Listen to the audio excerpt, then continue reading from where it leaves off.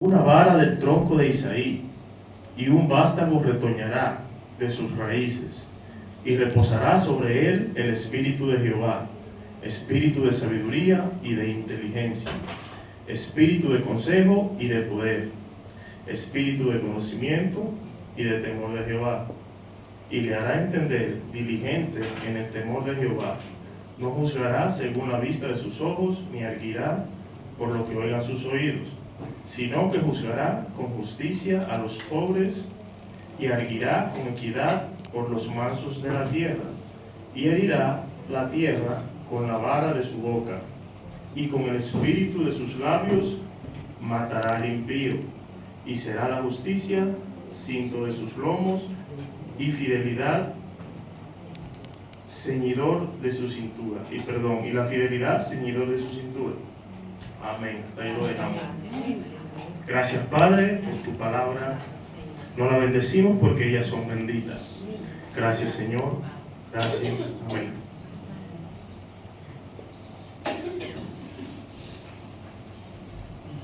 A través de los tiempos, la humanidad ha sido liderada, dirigida por un sinnúmero de reyes, emperadores, líderes de diferentes naciones.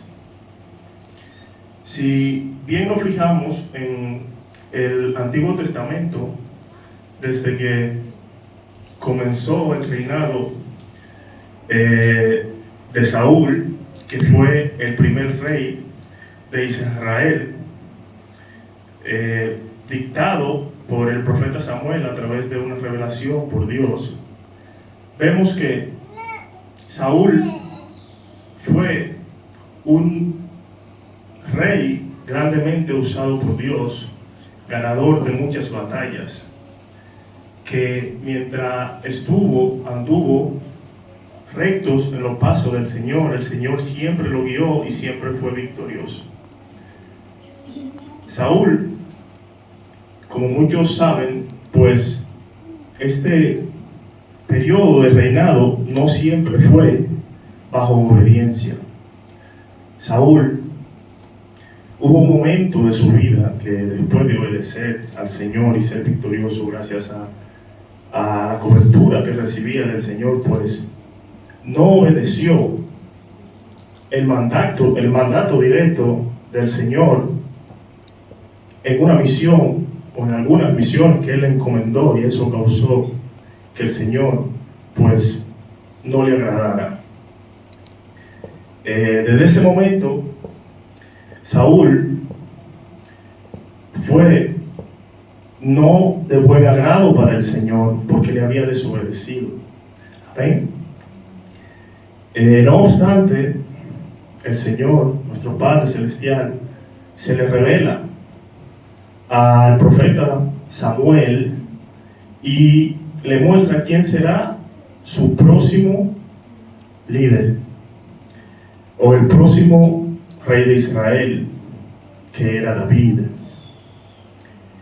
Debido a la desobediencia de Saúl, Saúl fue movido. Vemos que David toma el puesto de Saúl después que Saúl muere, fallece.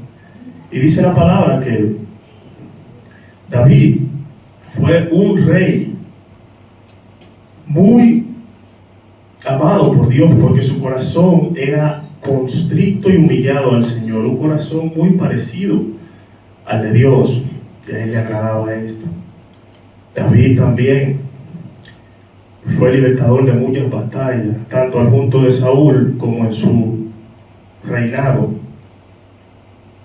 Y vemos que la palabra nos dice que David también, aún siendo y caminando en su momento de la mano con el Señor, también tuvo un momento de debilidad en la cual falló, en la cual pecó. Pecó porque sus ojos vieron una mujer la cual le llamó mucho la atención. Esa mujer era la mujer de uno de sus mejores generales. Y David se dejó llevar por este sentimiento carnal y hizo tal acción de mandar a su mejor general a la guerra, al frente, pero con la intención de que éste falleciera ya. Y lamentablemente esto pasó para David. Eso no fue una acción buena delante de Dios ni delante de nadie, pero él seguía con su corazón humillado ante Dios y contrito. Amén. Vemos que años más adelante de este periodo en el que David gobernaba, David recibe también una traición de parte de uno de sus hijos, Absalón. Absalón lo destituye, se postula como rey por medio de falsas palabras, calumnias sobre David. David, al amarlo tanto, no quiere rebelarse en ese momento contra su hijo Absalón, porque lo amaba demasiado. Entonces decide irse al exilio. Amén. Absalón, años después, es también, gloria a Dios, pues muerto. Dice que la palabra, que una persecución de uno de los generales, pues se muere Absalón, hijo de David, y David vuelve y retoma el puesto como rey. Más adelante vemos el reinado de Salomón. Salomón también hijo de David. Dice la palabra que Salomón fue el rey o uno de los reyes más sabios, según las escrituras, que su reinado fue catalogado como un reinado donde no hubo escasez de oro, de plata, que fue un rey muy bendecido por Dios, enfocado en las cosas de Dios, en los templos, en esas grandes construcciones. Pero vemos también que Salomón, con toda esta sabiduría, con toda esta inteligencia la cual el Señor le había dado, llega un momento en el cual también su corazón, por medio de la carne, por medio de los placeres de la carne, cae. Su corazón se llena de el deseo desenfrenado de tener muchas mujeres, lo cual eso lo lleva a edificar altares, a edificar lugares donde se adoraban otros ídolos, cosa que al Señor no le agradaba. Pero no obstante esto, también el pueblo de Dios, Israel, veía estas acciones de Salomón y no le gustaba, cosa que años más adelante, por estas acciones, esto provocó una desunión en el pueblo de Israel. Se dividió en dos partes: el reino del sur y el reino del norte, el reino de Israel, el reino de Judá. Y hermanos, vemos como estos reyes puestos por Dios, aún caminando bien en ocasiones, pero en ocasiones también se desviaron. Y eso nos deja entender que el ser humano, por más que camine bien, muchas veces tiene caída. Pero ¿dónde quiero llegar?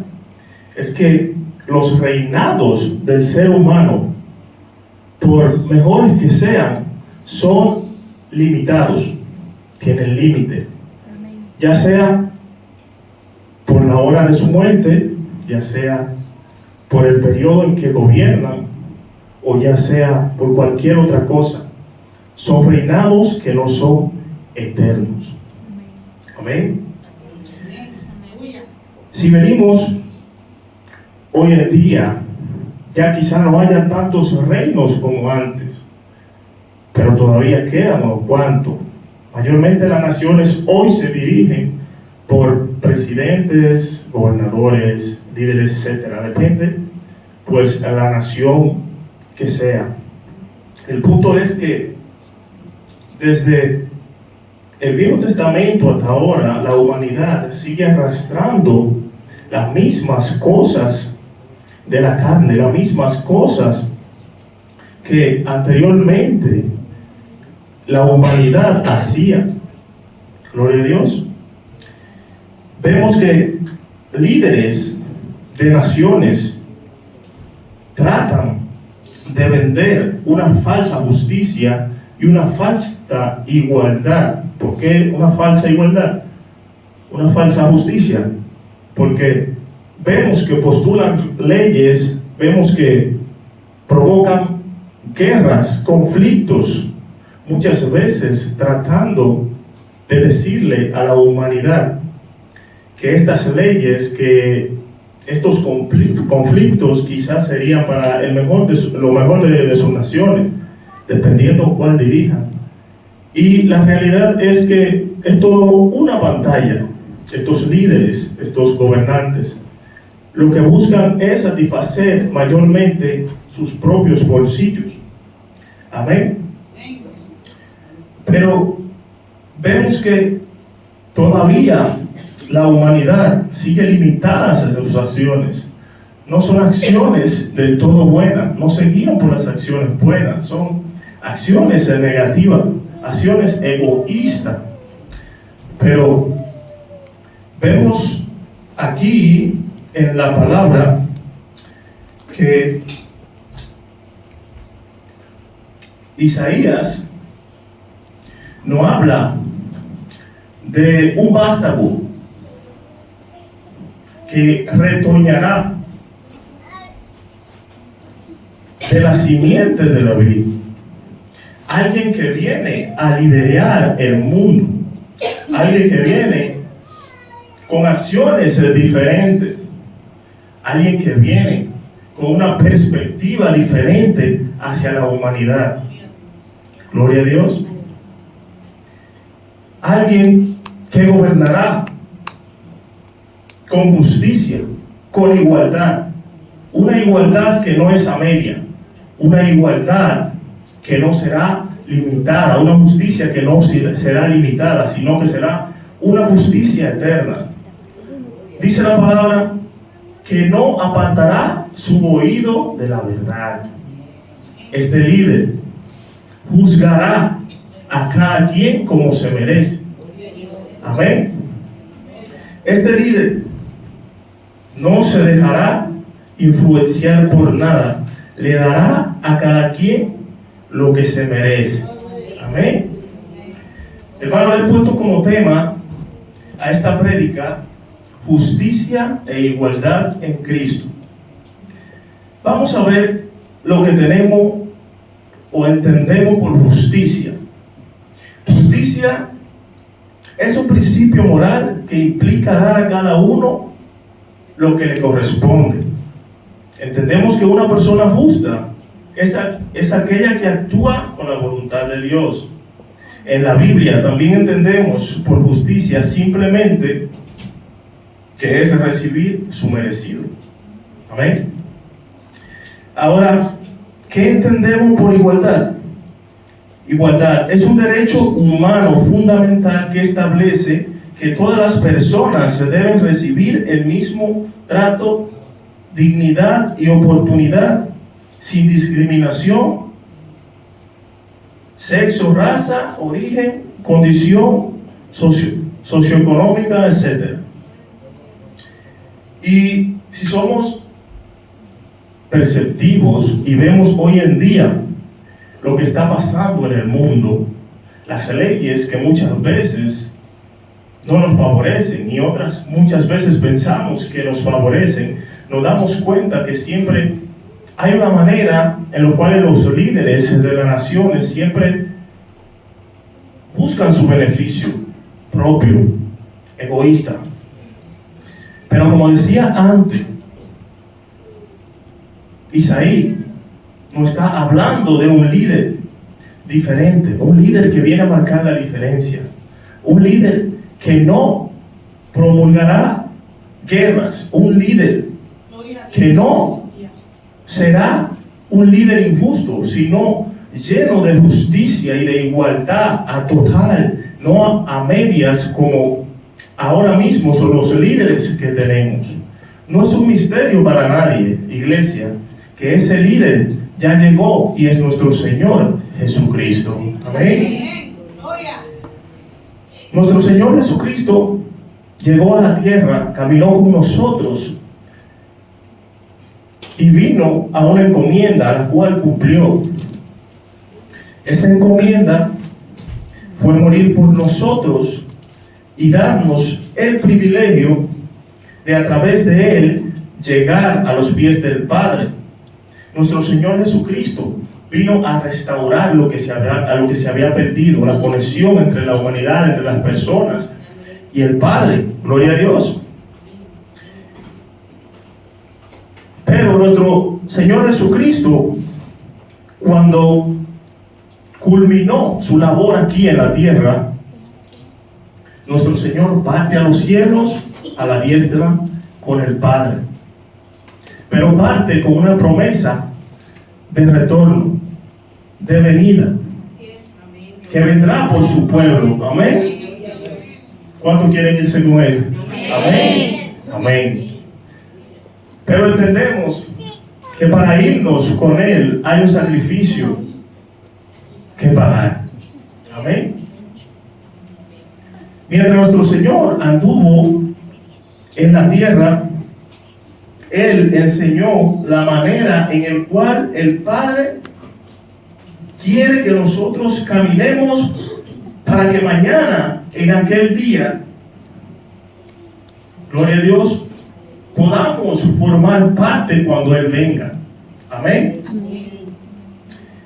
Y todos entendemos, o la mayoría entendemos, lo que hemos dado el paso, que para irnos con el Señor o estar con el Señor en aquel momento, tenemos que nacer de nuevo.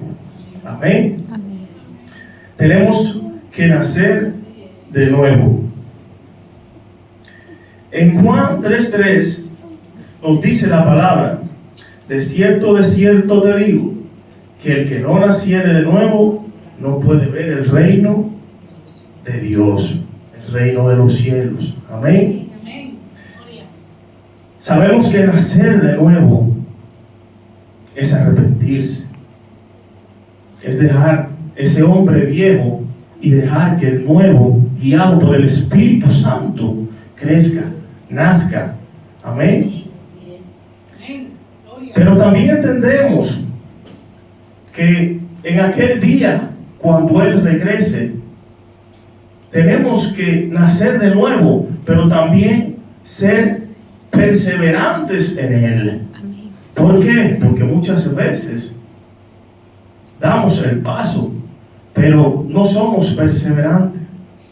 Debemos perseverar en todas las cosas que nuestro Señor Jesucristo nos dejó, nos enseñó, para poder en aquel momento estar preparados y irnos con Él. Amén. Hay algunos pasajes, lo cual quiero leer,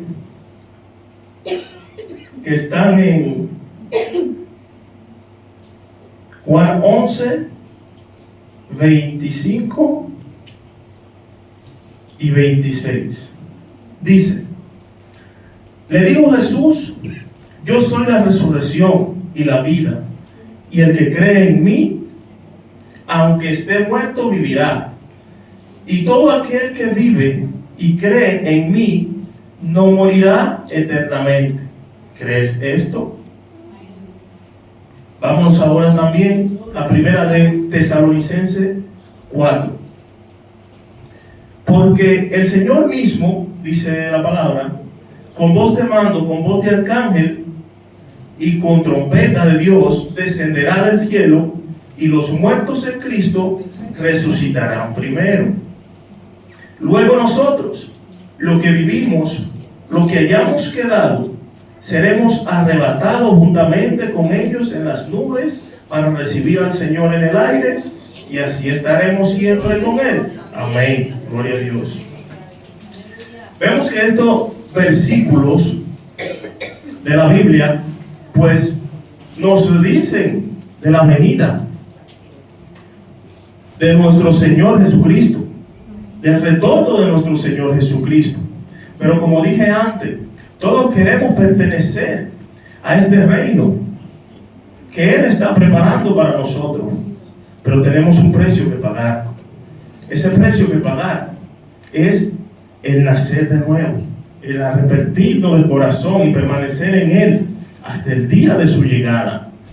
Y déjeme decirle, hermano, que no todos estaremos en el día de su llegada. Unos físicamente moriremos, otros estén aquí y después sean arrebatados.